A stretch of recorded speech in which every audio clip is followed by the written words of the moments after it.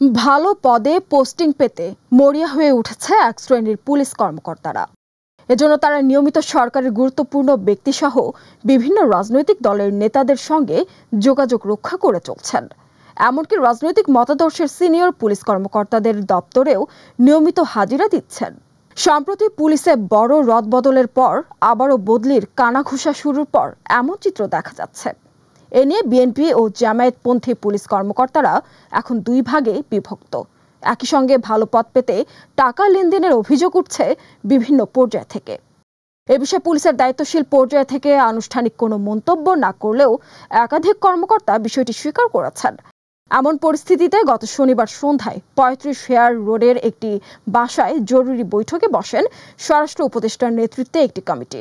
সেখানেও বিষয়টি মীমাংসা হয়নি বলে জানিয়েছে দায়িত্বশীল সূত্র।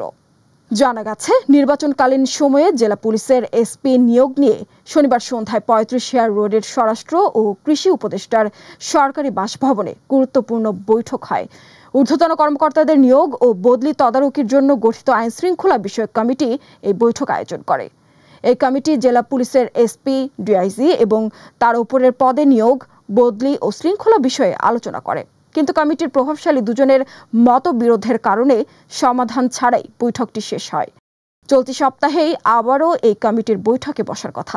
অভিযোগ রয়েছে, সরকারের প্রভাবশালী দুই ব্যক্তিসহ বিভিন্ন স্থানে তদবির চালাচ্ছেন অনেকে। এর মধ্যে জেলায় পদায়নে ১ থেকে ৫ কোটি টাকা দর উঠেছে বলে পুলিশের ভেতরেই গুঞ্জন রয়েছে।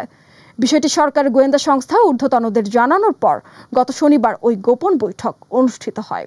জানা গেছে, বাংলাদেশ পুলিশের ভেতর এখন দুটি বলয় গড়ে উঠেছে। জামায়াতপন্থীদের নেতৃত্ব দিচ্ছেন সদ্য পদোন্নতি পাওয়া একজন অতিরিক্ত আইজিপি। এছাড়াও মদদ দেওয়ার অভিযোগ রয়েছে একজন বিশেষ সহকারীর বিরুদ্ধেও।